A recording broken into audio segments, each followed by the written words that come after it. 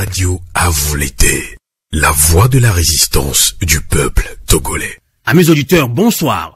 Très tôt ce matin, de lundi 7 janvier, on annonce un coup d'État manqué. D'autres sources nous indiquent que le coup d'État est en cours et le ministre de la Communication au Gabon affirme que la situation est sous contrôle.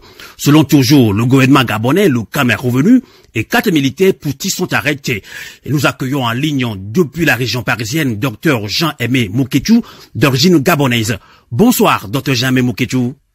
Bonsoir, Sylvain Amos. Eh bien, même étant à Paris, vous êtes en communication permanente avec plusieurs hommes politiques comme des compatriotes qui sont actuellement au Gabon. Alors, Dr Jean-Aimé Moukétou, dites-nous, comment est la situation? Est-ce que le gouvernement gabonais contrôle vraiment la situation? Écoutez, Sylvain Amos, le gouvernement gabonais, que vous qualifiez de gouvernement, que nous nous qualifions de gouvernement imposteur, vous voyez, ne maîtrise rien. Depuis ce matin, vous savez qu'il y a des jeunes soldats gabonais qui ont pris le contrôle de la radio. Et au moment où je suis en train de faire cette interview avec vous, sur votre radio, les militaires tiennent toujours la radio et la télévision gabonaise.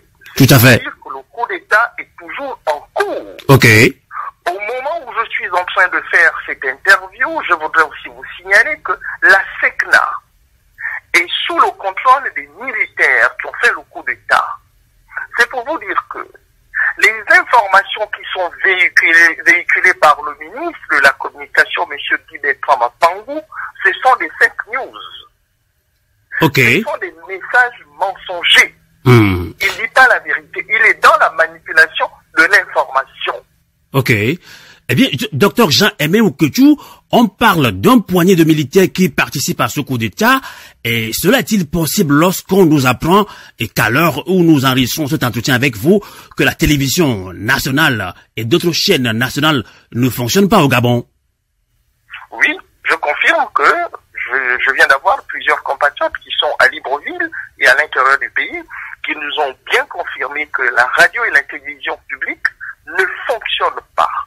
Et coupé jusqu'à présent. C'est pour vous dire que le ministre de la Communication, M. Bertrand Mapangou, qui parle de la situation qui est sous maîtrise, il ne maîtrise rien du tout. Parce que s'il maîtrisait quelque chose, je pense que le porte-parole de ce gouvernement imposteur aurait pu aller faire une déclaration à la télévision. Vous voyez? Donc rien n'est fait en ce moment. Il ne maîtrise rien. Ce sont les militaires qui maîtrisent en ce moment le Gabon. D'accord. Et docteur Jean-Aimé Moukétou, le cerveau de ce coup d'État, le lieutenant Kelly Ondoni Biang, très discret et méconnu dans le milieu politique gabonais, avait appelé ce matin le peuple gabonais à un soulèvement et avait également annoncé une prochaine formation d'un conseil national de restauration. Mais finalement, on apprend que le peuple gabonais n'a pas tellement répondu à son appel. Est-ce pas peur ou le peuple gabonais est embrouillé et surpris par ce coup d'État militaire? Non, je pense que là aussi, nous sommes dans la désinformation totale. Ce jeune lieutenant-colonel que vous présentez, moi je ne le connaissais pas. On le découvre, je l'ai découvert aussi comme tout le monde. Peut-être vous le connaissiez avant. Donc moi je ne le connaissais pas. Alors, les Gabonais n'ont pas peur, monsieur Sylvain Amos. Je voudrais vous rappeler que le Gabon depuis 2016, depuis 2009, est dirigé par des gangsters qui sont au sommet de l'État. Il ne faut pas avoir peur de le dire. Ce sont des criminels en col blanc. Si on peut encore utiliser une autre expression pour qualifier ces gens-là. Ce sont des barbares venus tout droit du monde des ténèbres qui dirigent le Gabon. Vous voyez? Alors, que voulez-vous qu'un peuple sans armes, sans défense, un peuple aux mains nues, puisse faire face à ces barbares? Vous voyez, donc quand il y a un coup d'État, les gens sont dans les rues, hein, vous pouvez regarder, vous pouvez vérifier vous-même à Libreville, les gens sont en bordure des rues, ils sont là, ils observent, ils attendent. Vous voyez, le peuple est là, le peuple est là, le peuple est là, le peuple doit réagir. Vous voyez? Donc le peuple observe. Okay. Ne dites pas que le peuple ne soutient pas ce qui se passe ou bien n'observe pas avec beaucoup d'attention ce qui est en train de se passer au Gabon. Tout à fait.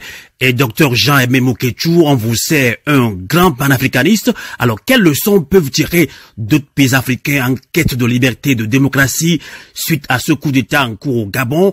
Le cas, par exemple, du Togo, où vous êtes très actif dans les réseaux sociaux au Togo.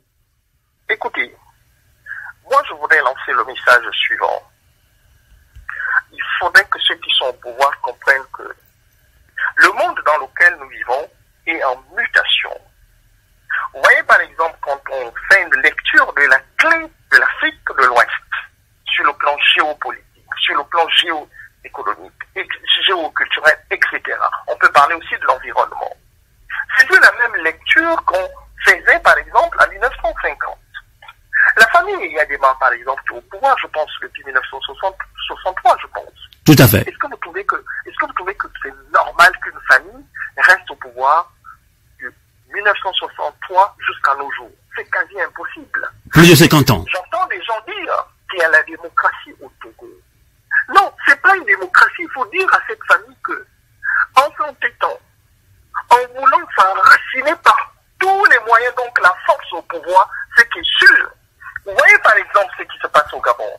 Ce jeune militaire, il est de la garde républicaine, l'élite de la garde républicaine. Vous vous souvenez sur vos antennes quand chaque fois je disais que faites attention, il faut toujours dire à ces régimes que les révolutions partent surtout du côté des gens qui sont dans les systèmes. Je vous ai pris l'exemple, il y a des gens qui disent « Ah oui, vous parlez de la Révolution française ». Vous avez vu par exemple ce qui s'est passé pendant la Révolution française de 1789. Ce sont les royalistes qui ont rejoint le peuple pour déclencher la révolution. Et c'est ce que nous observons au niveau du Gabon. Et ça va se passer au Togo, surtout si ce pouvoir de la famille Yadema ne se réfugie pas. Donc il faut demander à ces gens de respecter un système politique qu'on appelle la démocratie, c'est-à-dire le pouvoir du peuple, par le peuple, pour le peuple.